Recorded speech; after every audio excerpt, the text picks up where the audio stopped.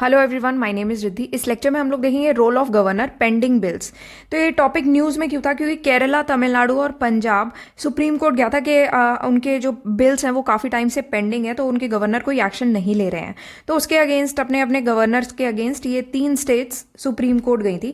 तो यहाँ पर बेसिकली हुआ क्या था कि केरला गवर्नमेंट ये क्लेम करती है कि गवर्नमेंट ने उनके 8 बिल पर कोई एक्शन नहीं लिया है जो कि 2 साल से पेंडिंग है। पंजाब में भी 3 मनी बिल हैं जो कि गवर्नर ने विथहेल्ड करके रख लिया, मतलब अपने पास रोक के रख लिया है। फिर तमिलनाडु की भी पिटीशन में 12 बिल्स ऐसे मेंशन किए गए हैं जो कि गवर्नर के पास पेंडिंग पड़े हैं। और कुछ ऐसे बिल्स भी हैं जिसमें इन्वेस्टिगेशंस भी ट्रांसफर नहीं हो रही सीबीआई की तरफ। तो ये पूरी प्रॉपर न्यूज़ है जिसमें आपको थोड़ा सा मैं ना इसका आइडिया दे देती हूँ कि रोल ऑफ गवर्नर क्या होता है। तो गवर्नर के पास ना हमारे यहाँ पर एग्जीक्यूटिव, लेजिस्लेटिव, डिस्क्रिशनरी पावर्स तक होती हैं। एग्जीक्यूटिव पावर्स होती है कि कुछ लॉज बनते हैं उसको इंप्लीमेंट करने की पावर होती है, लेजिस्लेटिव पावर होती है, डिस्क्रिशनरी पावर्स होती है। कुछ केसेस में जैसे वीटो करने की पावर आ जाती है बिल्स को, ठीक है। कुछ केसेस में ऐसे डिस्क्रिशनरी पावर्स होती हैं कि जैसे कोई नेचुरल डिज़ास्टर हो गया, इमरजेंसी पावर्स भी होती हैं उस केसेस में। नेचुरल डिज़ास्टर है, कोई कैलामिटी वगैरह आ गई, तो ऐसे केसेस में ये पावर्स रहती हैं। बाकी बहुत सारी कॉन्स्टिट्यूशनल प्रोविजंस हुई हैं, बहुत सारे कोर्ट जजमेंट्स लिए गए हैं और बहुत सारी ऐसी कमिटीज़ भी बनी हैं जिन्होंने गवर्नर के ऊपर कुछ रिकमेंडेशंस दिए हैं, जिसकी वजह से गवर्नर का जो रोल है इंडियन फेडरल स्ट्रक्चर में, उसका नेचर और स्कोप थोड़ा सा क्लियर हो जाता है। तो आगे हम यही पर्टिकुलर टॉपिक डिस्कस करेंगे। ऑल्सो ये topic mains classroom and mains in 300 course का पार्ट है, जिसको आप वेबसाइट विजिट करके देख सकते हो, synopsisis.com, या आप वेबसाइट पर जाओगे तो यहाँ पर आपको कोर्सेज वाले सेक्शन में स्पेशल कोर्सेज फॉर यूपीएससी में मेंस इन 300 टॉपिक मिलेगा, और जनरल स्टडीज़ ये ऑनलाइन कोर्सेज में आपको मेंस क्लासरूम का टॉपिक मिल जाएगा। तो यहाँ से आप ये देख सकते हो, मेंस फाउंडेशन कोर्स है, इसका पार्ट है। अब यहाँ पर कुछ थिंकर्स के पर्सपेक्टिव मेंशन किए गए हैं, जैसे कि B.R. अम्बेडकर ने कहा था कि गवर्नर को बेसिकली प्रेसिडेंट का एक रिप्रेजेंटेटिव के तौर पर एक्ट करना चाहिए और स्टेट गवर्नमेंट की डे टू डे फंक्शनिंग में इंटरफेयर नहीं करना चाहिए। तो एक तरीके से गवर्नर क्या है, वो स्मूथ फंक्शनिंग में हेल्प कर जाएगा, इस तरीके से कि फेडरल स्ट्रक्चर भी मेंटेन रहेगा और सेंट्रल गवर्नमेंट का एक पपेट बन के नहीं रह जाएगा गवर्नर, ठीक है, कि सेंट्रल गवर्नमेंट चला रही है, क्योंकि इन दी एंड अपॉइंट करने का तो काम सेंट्रल गवर्नमेंट का रहता है। तो वहाँ पर कई बहुत बार ये चीज़ें प्रॉब्लम कर जाती हैं। तो यहाँ पर अभी आप जो केसेस देख रहे हो कि जिसमें तीनों स्टेट्स गवर्नर के अगेंस्ट सुप्रीम कोर्ट चली गई हैं, उस केस में भी यही सेम चीज़ें फॉलो हो रही हैं। तो HM सिरवाई ने ये बेसिकली कहा था कि एक स्ट्रॉन्ग गवर्नर होना चाहिए जो कि स्टेट गवर्नमेंट पर एक चेक भी रख पाए। तो यहाँ पर गवर्नर के पास वो पावर होनी चाहिए कि वो स्टेट गवर्नमेंट को डिसमिस भी कर सकता है अगर स्टेट गवर्नमेंट अपनी ड्यूटीज परफॉर्म नहीं कर रही है ठीक तरीके से, या फिर कॉन्स्टिट्यूशन को किसी तरीके से वायलेट कर रही है। नेक्स्ट के सुब्बाराव है, जिन्होंने कहा था कि गवर्नर की नीड इसलिए होती है ताकि वो पॉलिटिकली न्यूट्रल रहे और इम्पार्शियल तरीके से डिसीजन आगे दे पाए, सो दैट गवर्नर कोई पॉलिटिकल पार्टी को फेवर ना करता हो, किसी ग्रुप को फेवर ना करता हो, इसी वजह से स्टेट और उसके लोगों के बेस्ट इंटरेस्ट में काम कर पाए, ठीक है। तो यहाँ पर कुछ कॉन्स्टिट्यूशनल प्रोविजंस हैं गवर्नर के लिए। तो यहाँ पर जैसे आर्टिकल 200 दिया हुआ है, ऑल्दो गवर्नर के लिए काफ़ी सारे आर्टिकल्स आते हैं, जैसे आर्टिकल 155 हो गया जिसमें अपॉइंटमेंट आता है, टर्म ऑफ ऑफिस 156 आ जाता है, 154 भी आता है, एग्जीक्यूटिव पावर्स आती हैं, लेजिस्लेटिव पावर्स 163 में आती हैं, डिस्क्रिशनरी पावर्स आती हैं, फिर इमरजेंसी पावर्स आती हैं आर्टिकल 356 में, जो कि काफ़ी बार न्यूज़ में रहता है ये पर्टिकुलर आर्टिकल, बिकॉज इसका कभी वायलेशन हो जाता है, कभी कुछ हो जाता है। आर्टिकल 356 बेसिकली इमरजेंसी पावर्स में क्या रहता है कि गवर्नमेंट का जो रिपोर्ट है वो प्रेसिडेंट रूल लगा सकती है स्टेट में अगर कॉन्स्टिट्यूशनल मशीनरी का ब्रेकडाउन हो जाता है। तो ये आर्टिकल 356 है। तो इसके रिगार्डिंग भी काफ़ी सारी चीज़ें चलती हैं, ये हम आगे आने वाली चीज़ों में अभी डिस्कस करेंगे। तो फिलहाल के लिए जैसे आर्टिकल 200 है, जहाँ पर कुछ प्रोविजंस दिए गए हैं बिल्स के रिगार्डिंग। तो आर्टिकल 200 के हिसाब से गवर्नर का असेंट बहुत ज़रूरी है। अगर किसी बिल को लॉ बनना है तो गवर्नर को अपना असेंट, सहमति देनी पड़ेगी। तो गवर्नर के पास कुछ ऑप्शंस हैं इसमें, या तो गवर्नर अपनी सहमति दे दे, ठीक है, असेंट दे दे बिल को और बिल क्लियर हो जाए, फिर या फिर गवर्नर अपना सहमति रोक के रख सकता है उस बिल को, तो विद होल्ड कर सकता है, या फिर लेजिस्लेचर को वापस भेज सकता है कि आप दोबारा से कंसिडर करो, इसको रिकंसिडरेशन के लिए भेज सकता है। अब इसमें या फिर आप प्रेसिडेंट की कंसिडरेशन के लिए उस बिल को रिजर्व करके रख सकते हो। अब आता है इसमें आर्टिकल 163 जो कि मैंने आपको बताया, जिसमें डिस्क्रिशनरी पावर्स होते हैं। आर्टिकल 163 में गवर्नर के पास ये वाली भी पावर होती है कि वो समन कर सकता है और प्रोरोग कर सकता है स्टेट लेजिस्लेचर को। और इसमें स्टेट लेजिस्लेचर को हर साल गवर्नर फर्स्ट सेशन भी एड्रेस करता है।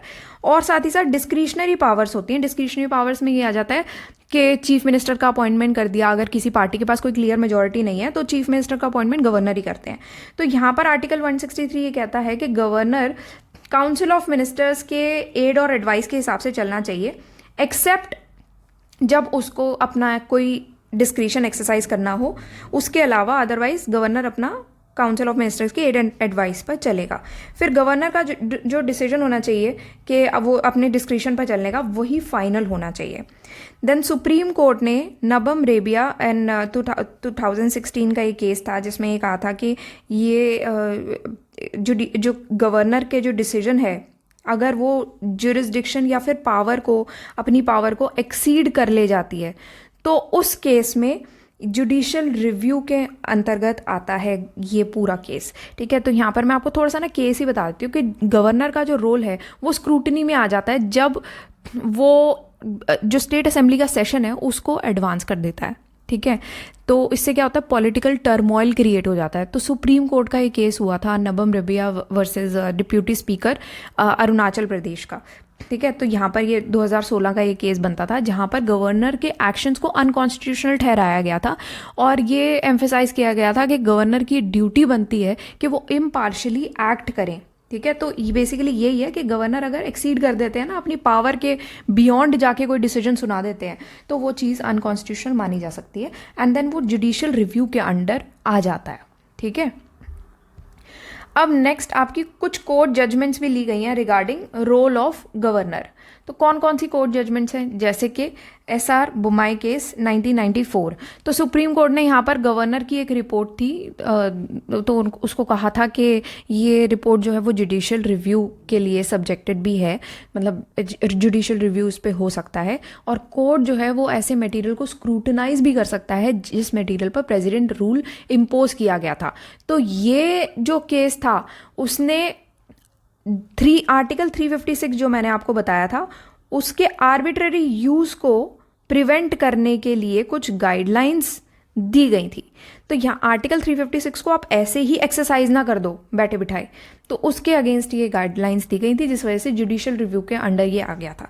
तो SR बुमाई केस में क्या है, बेसिकली गवर्नर का पावर सिर्फ रेयर और एक्सेप्शनल सर्कमस्टांसेस में ही यूज हो सकता है और गवर्नर के जब सब्जेक्टिव सेटिस्फैक्शन हो जाएगा तो वो चीज़ अभी जुडिशियल रिव्यू के लिए ओपन रहेगी। आप जा सकते हो जुडिशरी में, मूव कर सकते हो कि गवर्नर ने ऐसा डिसीजन दिया है, क्या ये ठीक है या नहीं है, क्योंकि ये अपने कॉन्स्टिट्यूशनल पावर्स के बियॉन्ड जा रहा है।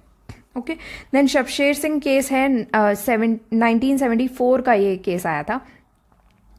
तो ये केस बेसिकली क्या है कि गवर्नर जो है वो अपनी डिस्क्रिशनरी पावर्स एक्सरसाइज नहीं करता है। अगर कि मतलब मान लो कोई बिल आया तो उसने रोक लिया गवर्नर ने बिल, या फिर बिल को रिटर्न नहीं किया स्टेट लेजिस्लेचर को। ठीक है, तो इसमें ये माना जाता है कि गवर्नर अपनी डिस्क्रिशनरी पावर्स को एक्सरसाइज नहीं कर रहा है। ठीक है, देन गवर्नर को काउंसिल ऑफ मिनिस्टर्स की एडवाइस, एड एंड एडवाइस पर एक्ट करना पड़ता है। तो ये चीज़ भी यहाँ पर बोली गई थी। Then state of Punjab case आया था जो कि 2023 का ही केस है, जहाँ पर अगर गवर्नर विदहोल्ड कर लेता है किसी बिल पर अपना असेंट, मतलब सहमति को लिए विदहोल्ड अपने पास रोक के रख लेता है, तो वो लेजिस्लेचर को रिकंसिडरेशन के लिए रिटर्न हो जाना चाहिए। ऐसे नहीं कि गवर्नर रख के ही बैठ गया है बिल को इनडेफिनेटली।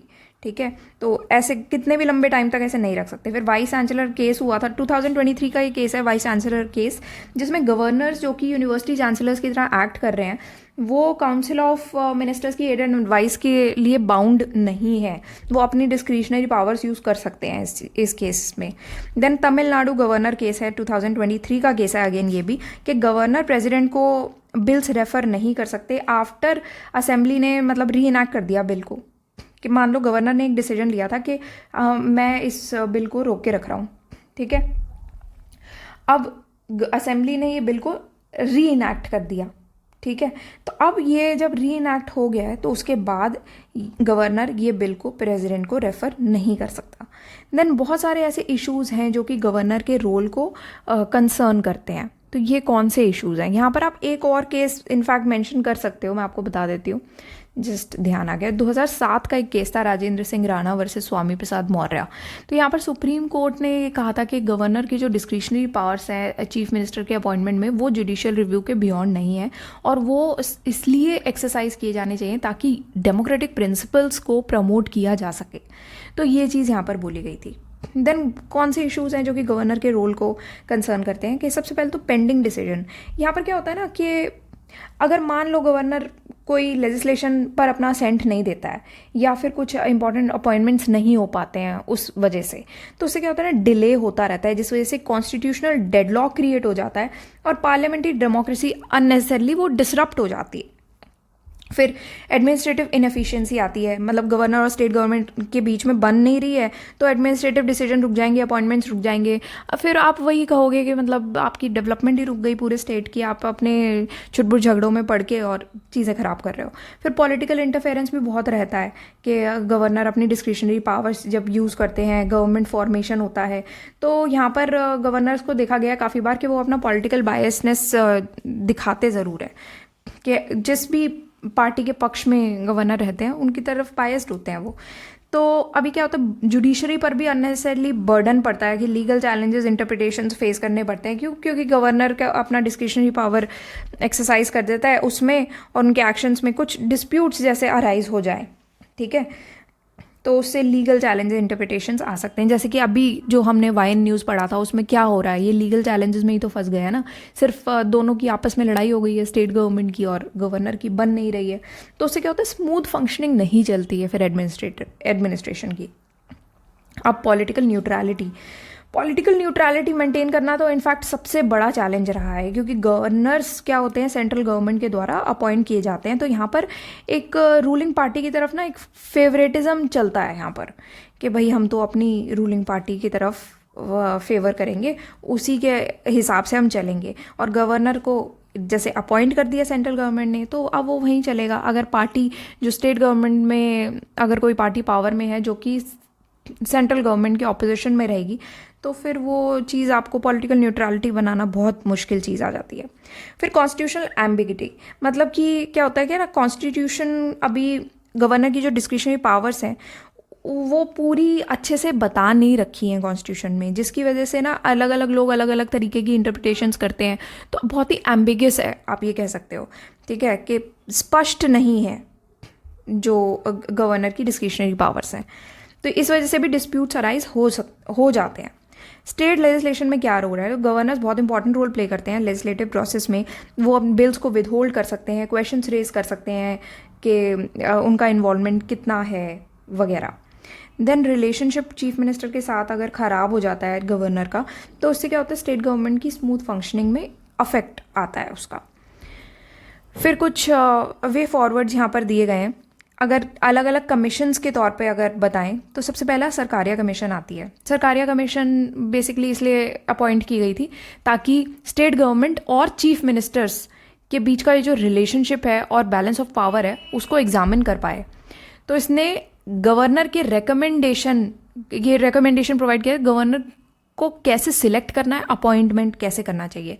तो यहाँ पर ये चीज़ सरकारिया कमीशन द्वारा दी गई है। 1983 में ये अपॉइंट की गई थी। तो यहाँ पर क्या हुआ था कि गवर्नर अपना डिस्क्रिशन सिर्फ रेयर सर्कमस्टांसेस में ही एक्सरसाइज कर सकते हैं। मिनिस्टर्स की एड एंड एडवाइस पर आपको काम करना पड़ेगा, और गवर्नर एक ऐसा बंदा होना चाहिए जो कि आउटसाइडर होना चाहिए, जो कि किसी भी पॉलिटिकल पार्टी से अटैच्ड ना हो, और एक पर्सन ऑफ एमिनेंस होना चाहिए। गवर्नर को ऐसे ही सिर्फ नई गवर्नमेंट का प्रेफरेंस आई है, नई प्रेफरेंस आ गई है, उस बेसिस पे रिमूव आप नहीं कर सकते हैं कि मतलब कि नई गवर्नमेंट आई है, उसकी नई प्रेफरेंस है गवर्नर की, इसलिए पुराना गवर्नर को आप हटा दो, तो वो नहीं कर सकते आप। पंची गवर्नमेंट, देन गवर्नर जो है पंची कमीशन में बेसिकली क्या हुआ था, 2007 में फॉर्म हुई थी Punchhi commission. Basically centre state relations पर फोकस करती है और गवर्नर के रोल को पर रिकमेंडेशंस कुछ प्रोवाइड करती है, जिसमें ये कहती है कि गवर्नर को ना बेसिकली स्टेट गवर्नमेंट्स के मेंटोर और गाइड्स की तरह काम करना चाहिए। तो यहाँ पर पंची कमीशन ये कहती है कि गवर्नर को एक कोई भी बिल उसके पास आया है उसको 6 महीने के अंदर अंदर डिसाइड कर लेना चाहिए। ठीक है, गवर्नर का 5 साल का एक फिक्स टर्म होगा, गवर्नर इंडिपेंडेंट होना चाहिए और पॉलिटिकल कंसिडरेशंस के डिवॉइड होना चाहिए। कोई पॉलिटिकल कंसिडरेशन नहीं, कोई पार्शियलिटी नहीं, कुछ नहीं। एक आउटसाइडर लेके आओ आप, डिटैच्ड पर्सन होना चाहिए, बिल्कुल न्यूट्रल डिसीजंस ले, जो डिसीजन सही है लोगों के लिए, गवर्नमेंट के लिए, वो डिसीजंस ले। देन वेंकटचल्या कमीशन है, जिन्होंने ये बेसिकली कहा था कि गवर्नर को काउंसिल ऑफ मिनिस्टर्स की एडवाइस का यूज़ करना चाहिए अपनी day to day administration of the state के लिए। और कुछ वे फॉरवर्ड्स हैं कि कॉन्स्टिट्यूशनल प्रोविजंस में थोड़ी क्लैरिटी लाने की ज़रूरत है, क्योंकि गवर्नर की डिस्क्रिशनरी पावर सिंस डिफाइंड है ही नहीं, तो उस वजह से उसका मिसयूज़ देखा जाता है बार बार। एंड एक डिसीजन मेकिंग में भी थोड़ा सा क्लियर फ्रेमवर्क प्रोवाइड हो जाएगा तो अगर ये डिफाइन हो जाए तो। फिर ट्रांसपेरेंट अपॉइंटमेंट प्रोसेस होना चाहिए अगर आप गवर्नर को अपॉइंट कर रहे हो, ताकि एक उनकी इंडिपेंडेंस भी आप अच्छे से सुनिश्चित कर पाओ। फिर एथिकल गाइडलाइंस प्रोवाइड करनी चाहिए ताकि गवर्नर्स कोई भी पार्टिसन पॉलिटिक्स में एंगेज ना करें। तो कुछ एथिकल गाइडलाइंस यहाँ पर डेवलप करनी चाहिए, एनफोर्स करनी चाहिए। डायलॉग कॉपरेशन चलता रहना चाहिए गवर्नर और चीफ मिनिस्टर्स के बीच में, ताकि उनका रिलेशनशिप ठीक चले और स्मूथ वर्किंग चले स्टेट गवर्नमेंट की भी। स्टेट लेजिस्लेचर को एम्पावर करना चाहिए डिसीजन मेकिंग प्रोसेस में, और जो गवर्नर और इलेक्टेड रिप्रेजेंटेटिव्स हैं उनके पावर डायनामिक्स को बैलेंस बना के रखना चाहिए। तो ये आपका पूरा टॉपिक था गवर्नर का। इसमें कोई इशू हो तो आप कमेंट सेक्शन में लिख के पूछ सकते हो। देन ऑल्दो ये स्टैटिक टॉपिक है, बट सिंस न्यूज़ में रहा है तो ये आपको प्रिपेयर करके जाना है from mains point of view. Pre point of view से अगर इसके रिलेटेड कोई भी टॉपिक रहता है तो वो प्रीलिम्स वाले टॉपिक्स में डिस्कस होगा। यहाँ पर हम सिर्फ मेंस डिस्कस कर रहे हैं। And PSIR optional, socio optional, pubad optional, इन 3 ऑप्शनल्स के लिए ये टॉपिक करना आपके लिए ज़रूरी है।